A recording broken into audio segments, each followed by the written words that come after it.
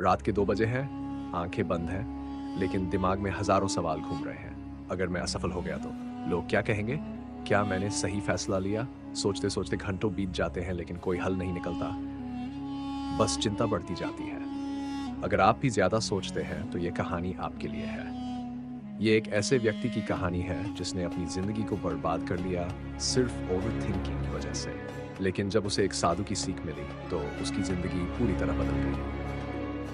एक बार की बात है, एक छोटे से गांव में राजू नाम का युवक रहता था। वह बहुत होशियार था, लेकिन एक समस्या थी। वह हर छोटी-छोटी बात पर बहुत ज्यादा सोचता था। अगर कोई उसे कुछ कह देता, तो वह घंटों उसी के बारे में सोचता रहता।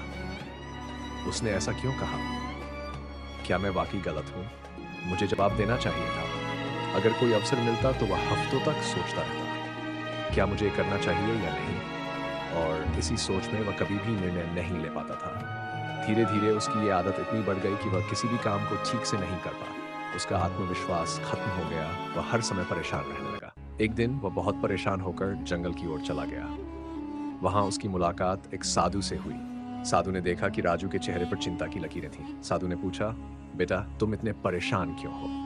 राजू ने कहा, बाबा, मैं बहुत ज्यादा सोचता हूँ। मैं किसी भी निर्णय पर नहीं पहुंच पाता। मेरा मन हमेशा उलझा रहता है। कृपया मुझे कोई उपाय बताएं। साधु मुस्कुराए और बोले, अच्छा तो बताओ।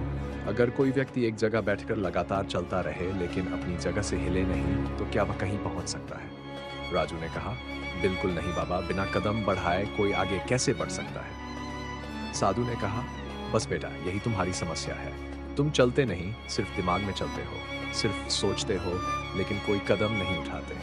इसी वजह से तुम जिंदगी में कहीं आगे नहीं बढ़ पा रहे। राजू को बात समझ में आने लगी। साधु ने फिर कहा, अगर तुम्हें किसी चीज पर फैसला लेना हो, तो 3 बार सोचो, लेकिन उसके बाद बस उस पर काम करना शुरू कर दो। सोचने और चिंता करने से कुछ नहीं बदलेगा, लेकिन एक कदम उठाने से तुम्हारी जिंदगी बदल सकती है। राजू की जिंदगी कैसे बदली? राजू ने साधु की बात को अपने जीवन में उतार लिया। उसने ज्यादा सोचने के बजाय छोटे-छोटे कदम उठाने शुरू किए। अब जब भी उसे कोई निर्णय लेना होता, वह 3 बार सोचता और फिर तुरंत एक्शन लेता।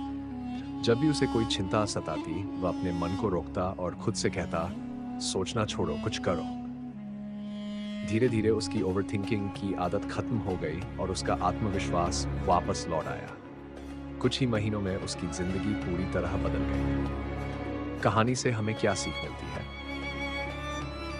ज्यादा सोचना ज्यादा उलझन पैदा करता है। डू सिर्फ सोचने से कुछ नहीं बदलता, हमें कदम उठाने पड़ते हैं। जब भी ज्यादा सोचने लगे, खुद से कहें, सोचने का समय खत्म, अब करने का समय है। हर समस्या का हल दिमाग में नहीं, एक्शन में होता है। अगर आप भी ओवरथिंकिंग से परेशान हैं, तो आज से ही ये नियम अपनाएं। 3 बार सोचो, फिर तुरंत कदम उठाओ। तो दोस्तों, आपको ये कहानी कैसी लगी? क्या आप भी ओवरथिंकिंग की आदत से बाहर आना चाहते हैं? कमेंट में बताएं और इसे उन लोगों के साथ शेयर करें जो हमेशा ज़्यादा सोचते रहते हैं।